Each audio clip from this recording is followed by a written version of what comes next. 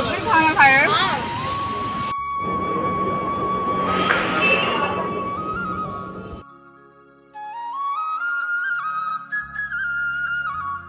Hi everyone, कैसे हो आप सभी लोग। आई होप कि आप सभी लोग बढ़िया होंगे। मैं भी एकदम ठीक हूँ। आप सभी लोगों का स्वागत है मेरे न्यू व्लॉग पे। व्लॉग जाने कब से स्टार्ट हो रहा है मेरे को भी नहीं पता है। आज जाना था मेरे को अपनी बुआ जी को मिलने के लिए, क्योंकि जब मैं अभी घर से आई तो मैं बुआ जी से मिल के नहीं आई थी। वो आई थी अपनी बेटी के पास यानी दी के पास। तो मैं दीदी से 35 साल बाद मिली थी। मैंने आज तक दीदी को देखा ही नहीं था, फर्स्ट टाइम मैं दीदी को देख रही थी। तो मैं ऑफिस से सीधे चली जाती हूँ दीदी के रूम में। दीदी रहती है सेक्टर 22 में और मैं रहती हूँ सेक्टर 20 में, और मेरे को पता ही नहीं था कि दीदी इतने पास रहती है मेरी। तो यहाँ पर दीदी मेरे को अपने जब दीदी हमारे घर आती थी तब की बातें भी बताती है कि नानी ऐसा करती थी हमसे, नानी वैसा करती थी। तो उसके बाद जिया जी मेरे को अपने होम टूर कराने चले जाते हैं, बोलते हैं कि चलो आपको अपना घर दिखाते हैं। तो मैं और जिया जी मकान का टूर करने चले जाते हैं। उसके बाद हमको जाना था हॉस्पिटल, क्योंकि बुआ जी यहाँ अपने आप को दिखाने के लिए आई थी। इतनी ज़्यादा बीमारी इसके पास क्या ही बताओ, ऊपर से इसको पथरी भी हो गई है। तो यहाँ पर मैं दी जीजा जी और बुआ जी चले जाते हैं हॉस्पिटल इनको दिखाने के लिए। यहाँ पर हमारा काम तो बनता नहीं है, क्योंकि डॉक्टर हमको बोलता है कि बाद में आइयो। तो उसके बाद हम आ जाते हैं सीधे घर को। घर आने के बाद दीदी तो चले जाते हैं जिम, क्योंकि दीदी ने जिम ज्वाइन कर रखी है। हम तीनों लोग आ जाते हैं रूम पे। यहाँ पर मैं बुआ जी को बोलती कि बुआ जी हाय बोल। बुआ बोलती नहीं मेरे को नहीं करना हाय, क्योंकि बुआ फर्स्ट टाइम शायद कैमरे के पास आ रही होगी। तो यहाँ पर फिर मेरे को जिया जी दिखाते हैं अपने, और दी का इन्होंने रामायण का पाठ खेला था।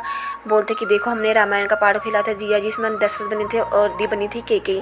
तो मैं इन लोगों का ये देखती, मतलब कि बहुत अच्छा प्रोग्राम किया था ये इनकी सोसाइटी में। ये हर साल होते ही रहता है। मे बी कि इस बार मैं भी जाऊँ, क्योंकि मैंने रामायण आज तक देखा नहीं है।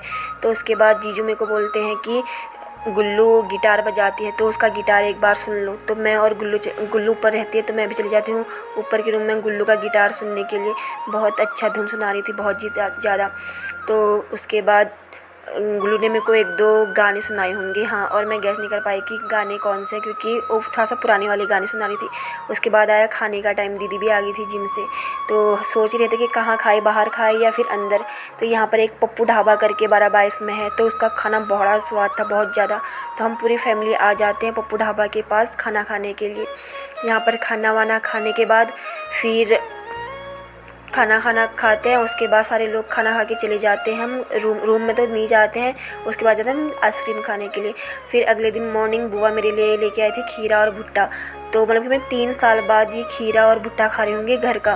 खीरा तो मैंने ऑफिस में सबको खिलाया, क्योंकि मैं बोली थी मेरे उत्तराखंड से आ रखे हैं, तो सभी लोगों को बड़ा मज़ा आया भुट्टा खा के। और मैंने आज मतलब कि लगातार खाना खाई जा रही थी। मॉर्निंग दीदी ने मेरे को पराठा बना के खिलाया था। उसके बाद मेरे लिए लंच रखा था। फिर हम चले जाते हैं बिरयानी खाने के लिए। उसके बाद बिरयानी खाने के बाद फिर ऑफिस में पहुंचते हैं। कुछ देर काम करने का मेरी शिफ्ट हो जाती है पूरी। तो फिर आना था रूम को। तो यहाँ पर यही ढाबा था जहाँ पर हम आए थे, उत्तराखंड भोजनालय करके है इस ढाबे के नाम। फिर मैं पहुँचती हूँ फिर से रूम में। बुआ मेरे को फिर से खाना खिलाती है। आज पूरे दिन में खाना ही खाना था। चलो आज के लिए बस इतना ही। Tata bye bye, take care.